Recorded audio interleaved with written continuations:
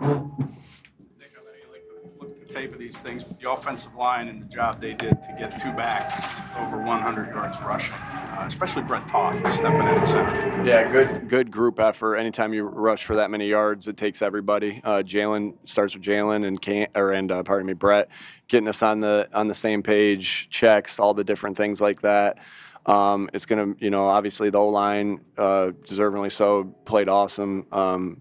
Deserves a lot of credit. We backs ran hard. All the guys that got touches ran hard. Receivers were blocking downfield. Tight ends were doing a good job against really good edge guys. A lot of respect for Burns and Thibodeau and Carter on the problems that they can create on the edge. So great team effort to be able to rush for that many yards. Who's the best complimentary game of the season from your perspective? I don't know. I mean, it was a good win. Anytime you win in the National Football League, it's a good win. It's hard to win in the National Football League. So I can't. I don't know if I can answer that right. I got to watch the tape, look through everything. But I thought that the defense played. I mean, until that last drive held a good offense that's been scoring a lot of points, the 13 points. They scored, and then they scored late. Run game, pass game. Pass game was efficient. Run game was super explosive and efficient. Special teams had a lot of, we created some really good field position. Will had some really good returns set up by really good blocking by our kickoff return unit. Sticking on blocks and letting Will get going, and Xavier did a good job of kind of being the off returner there as well. So I thought a lot of good things from each phase. Obviously, we're going to have things to correct and work on. Can you address the job that Kevin Patullo has done so far, and the I don't know how well or maybe not well he's sort of ignored the noise, because every time we talk to those guys in there, they're saying it's us, not him. And now it seems to be, that man. Yeah, that's a good question, Marcus. I think that in football, it's always us, all of us. And so I know they love Kevin, but it's always all of us. And Kevin, I think Kevin's really mentally tough. I think you have to be in this game, regardless of anything. You have to be mentally tough in this game. It's a long season. There's ups and downs. There's weekly stories, all those different things. And I think what Kevin's done a really good job of is being able to block out anything that can be a distraction to him and working like crazy to put himself in the best position to call the best game that he can each week, regardless of what's going on. So I got a lot of respect for Kevin in that aspect. To A.J. Brown change the game plan and alter how you wanted to attack the Giants? Yeah, we got a lot of faith in, we always want to be able to run the football, and we were really efficient being able to do that today. I think that there's no secret. We want to be a balanced offense that can run and close games out, be explosive in the pass game, be efficient in the pass game. And so regardless who it was in, we have a lot of faith in those, in all the wideouts. Obviously, anytime you lose a player like AJ for a game, it changes some things as far as how you go about, putting guys in different positions. But naturally, you want to, if you have faith in the guys that you have that are backing them up, whether that's receiver or O-line, you still go about doing what they can do the best, but also putting them in position to make plays. And we got a lot of faith in Jahan, and I know, Jahan only had the one catch, but it was a big time play. A lot of faith in Darius Cooper, a lot of faith in Meche. All those guys. Xavier Gibson was able to get a touch today. He's pretty explosive. So I like the depth that we have there. We're always going to be better, obviously, with AJ on the field. But I thought those guys did a nice job stepping up and making plays. And, just like what happens when the offensive line is down a man. With Dallas Goedert getting him back in the offseason, what did it mean to have him in this particular system? Yeah, Dallas has been a great ever since I've been here. Dallas, and even before I got here, Dallas has been a big time player. Has the ability to make plays in both the run and the pass game. So anytime you have a player like that, that's huge. You had a couple of years ago, you lost a couple of games in a row, and it snowballed, and it kind of got away from you guys. It didn't this year. You lose two in a row, and you've come back and won two in a row now. what, if anything, did you learn maybe from 23 and apply now? Does it even matter? Does that factor?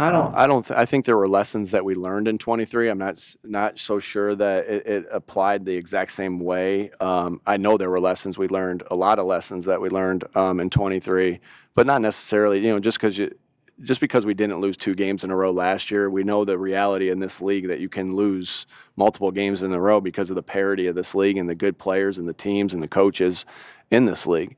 So I don't think from inside perspective there was any ever like, oh man, this is like 20, you know what I mean? Like, but were there lessons learned in 23? Absolutely. And we continue to try to learn lessons from 24 and 25. And I think what's really important is this bye week right here. I always like our process off of a bye week and during a bye week. And, that's my job as a coach we still got a lot of things to fix and clean up, but that's what this week will be about. The players resting, looking at stuff themselves, and then us really grinding it out this week to put ourselves in a position to move on through the rest of the season. What does the heavy package do for you guys in terms of looks you're getting? Last week you put it out there, you get a deep ball. Today you get a 65-year-old, but you're using it a lot. Yeah, I think Fred does a really good job. Every time Fred's in at tackle, when he's had to spell Lane or Jordan, he's just done a really nice job. I'm really happy to have him back because we really trust Fred. And so I think that talk was just about, hey, how do we get him on the field? It's like how you would want to get a receiver on the field or a tight end on the field or a running back on the field like Tank. Same thing with Fred. Like, he's done such a good job. He's been so productive when he's been in. We're just trying to find a way to get him on the field, and he's been really productive in that aspect as well. And so it's just about trying to put your players in positions to succeed and getting your best 11 out there for whatever you're seeing that week. What do you like about the way Tank runs the football, and how good of a compliment is he for Saquon? I think what you see with Tank, obviously there's a reason we traded for him. Really explosive runner. And you see that, we see that all the time in practice. And as he's caught up to our system and everything that we do and learning it, he's gotten more opportunities, and it's been fun to see him run with the football. But I wouldn't say it's a surprise with how he looked today, because we obviously saw that in Jacksonville, reason why how we went and got him. And then we see it in practice every day where you're like, hey, we got to get this guy some touches. And he's made the most of these opportunities. I mean, I think he's averaging over 10 yards a carry in 2 games now. Not a ton of carries as of yet, but we know we can count on him, and because he can run violently, he can make you miss, he's explosive, he can hit a home run. So I'm excited about what he brings to the table. Confirm that there were much more diverse number of run calls in the game plan, and you guys got to them obviously because of the success there. Why this week did you guys like to? Yeah, the game goes differently each week. When you're able to be efficient in the run game, you can get more runs called. I know that will, it's like as you're efficient in the pass game and in the run game, obviously you get more runs called through it where you can get to all of it. That doesn't mean we haven't had them in. That just means that maybe they haven't been used because of way the game has went. So we want to be diverse in those. We also need to know, what our, here it comes run is. Like, hey, not everything's on the line. Here's our go-to one in that aspect as well. So, but it was an opportunity to get more called today, and that's why you see some of the diversity that you got. 2 more, please. In terms of the offensive balance today, was this the best effort you've seen from this offense all season? Could it get better? Yeah, I think we always can get better. There's no doubt. Again, we like that balance. We've had a lot of success with that balance that we were able to have today. Anytime you run for over 200 yards, that's a good feeling, tough feeling for the other side, and a good feeling for us when you can control the game like that. To get out of a 2nd and 31 with a 35-yard carry that was huge, and it was a good run and good blocking up front. As far as the red zone offense, who kind of handles that during the week? Was there an effort this offseason to be more creative in that area? And have you seen Have we been bad in that area? No, but it's We've been. been in the top. I think we've been in the top 10 for the past 4 years. So I frame it that way because Yeah. we're seeing plays we haven't seen down there before. yeah. Well, obviously also down there when they've stopped the run, we've had to do different things. So. We've been good in the red zone, like I said, for the past 4 years. I think we've been in the top 10 every year, and been, I think, in the top 5 a couple of those years.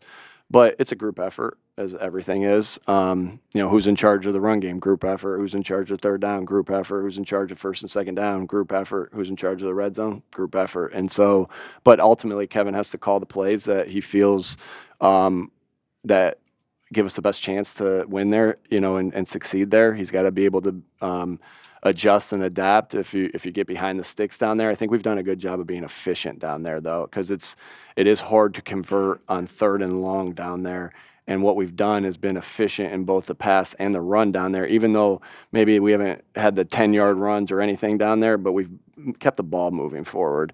And Jalen's played really good football down there. And Dallas has obviously been really good down there. How satisfying is it when you, as a defense, Jackson beat you guys with his legs a lot last game. You come back this game and don't let him beat you that way. How satisfying is that as a that was a big emphasis, but he still made some plays. But we did a good job of containing it and getting sacks this time.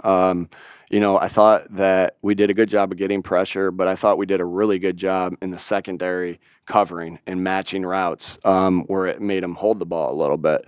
So, I think that's just such a staple of Vic Fangio defense is the way we match routes, the different ways we match routes, but that takes smart players and good players in the secondary. So all the credit goes to our players, how we getting those good players in here. Just again, I know when you go through a win like this, you want to give praise here and there, but this was a good team win that took everybody. All right, that's it. Thank you. Thanks.